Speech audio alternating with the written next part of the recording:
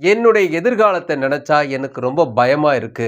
எனக்கு இருக்கக்கூடிய கடன நெனச்சு கணக்கு போட்டா எனக்கு தலையே சுத்துற மாரி இருக்கு. நான் வாங்குற வருமானத்தை காட்டிலும் எனக்கு இருக்கக்கூடிய கடன் ரொம்ப அதிகமா இருக்கு. கடன் பிரச்சனை ஒரு பெரிய பிரச்சனையா இருந்தாலும், மனசளவிலும் குடும்பத்தில ஒரு குழப்பத்தோட தான் போயிட்டுருக்கு. எங்குமே எனக்கு அமைதி கிடைக்கல. ஒரு குழப்பத்தோட தான் என் வாழ்க்கை ஓடிட்டுருக்கு. நான் நன்றா படிக்கக்கூடியவன், நல்லா திறமையா உழைக்கக்கூடியவன். எந்த விதமான கெட்ட பழக்கவழக்கமும் என்கிட்ட இல்ல. ஆனா இந்த கடன் பிரச்சனையால ஒரு அசிங்கமான ஒரு அவப்பெயர் என்ன சூழ்ந்து கொண்டிருக்கிறது.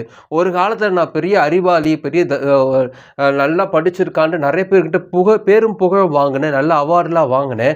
ஆனா இன்னைக்கு பார்த்தீங்கன்னா, யார் யாரெல்லாம் என்ன புகழ்ந்தாலும் எல்லாரும் வந்து இப்ப என்ன பின்னாடி பேசுறாங்க. என்ன அவமானப்படுத்துறாங்க. எனக்கு உதவி செய்யறதுக்கு யாருமே இல்ல. எனக்கு ஒரு பெரிய சந்தேகமா இருக்கு. என்ன என் வாழ்க்கைய பத்தி எனக்கு ஒரு கேள்விக்குறியா இருக்கு. ஏன் எனக்கு திடீர்னு இப்படி ஒரு சூழ்நிலை?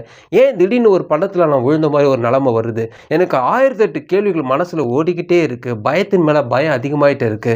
என்னால மேல எழுந்து வர முடியாது என்ற ஒரு சூழ்நிலையில நான் இருக்கிறேன். யாரும் எனக்கு உதவி செய்யல. இது போல ஒரு முக்கியமான ஒரு பிரச்சனையோடும், இருண்ட ஒரு சூழ்நிலையோடும் இந்த வீடியோ நீங்க பார்த்துட்டு இருக்கீங்க. இந்த வீடியோ உங்க கையில கிடைச்சது கடவுளுடைய அருள். உண்மையில் நீங்கள் யார் என்பதை நீங்கள் தெரிந்து கொள்ள வேண்டும். இப்போதைக்கு ஒரு 10 லட்ச ரூபா ஒரு கடனாளியா நீங்க இருக்கலாம். அது உண்மை கிடையாது. அது 100% ஒரு மகா பெரிய பொய். ஏன்னா உங்க வாழ்நாள் முழுவதும் இதற்காக நீங்க கடனே நினைச்சுக்க வேண்டிய அவசியமே கிடையாது. இந்த 10 லட்சம் தான் உங்களுக்கு 90 வயசு வரைக்கும் உன்னை கஷ்டப்படுத்த போறது கிடையாது. இது இன்னும் ஒரு 5 வருஷம் இருக்கும் அல்லது 2 வருஷம் இருக்கும். ஏன் 1 மாசத்துலயே காணாம போயிடும். ஸோ இதுதான் உங்களுடைய வாழ்க்கைன்றது உங்களை நம்ப வைக்கிறது தான் பெரிய திட்டம். ஸோ இது ஒரு மிகப்பெரிய பொய். நேரத்தை வைத்து கடவுளை கணக்கிடாதீர்கள். சில பேர்லாம் பார்த்தீங்கன்னா ஒரே வாரத்தில் என் பிரச்சனை மாறிச்சுன்னா கடவுள் இருக்கிறதா நான் நம்புகிறேன்.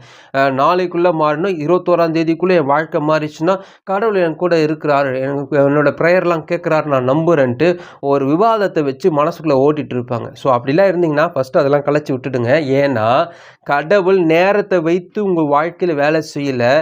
அவரை பொறுத்த வரைக்குமே எப்பொழுதும் உங்களுக்கு கொடுத்துட்டாரு. அப்போ நேரம் ஏன் உங்களுக்கு காலதாமதம் ஆகுது, ஏன் உங்கள் கையில் கிடைக்கலதுன்னா நீங்கள் இருக்கிற வழி தப்பாக இருக்குது. நீங்கள் போகக்கூடிய ரூட்டு இது கிடையாது. ஒரு பையன் ஸ்கூலுக்கு கிளம்புறான், காலையில் 5 மணிக்கு எழுந்துக்கிறான், நல்லா டைமுக்கு அவன் பண்ணுறான், எல்லாமே டைமுக்கு சாப்பிட்றான், எல்லாமே பண்ணுறான்.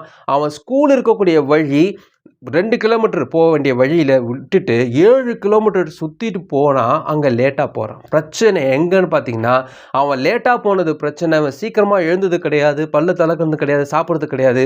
போன ரூட்டு தப்பு தவிர அவன் அவன் பக்கத்தில் கூடிய நியாயங்கள்லாம் கரெக்ட். த சேம் டைம் நமக்கு வர்றதுக்கு காலதாமதமாகுது, கிடைக்காமல் போகிறதுக்கான காரணம் நம்ம வழி தப்பி போகிறோம். அப்போ எந்த ரூட்டில் நம்ம போகணும்,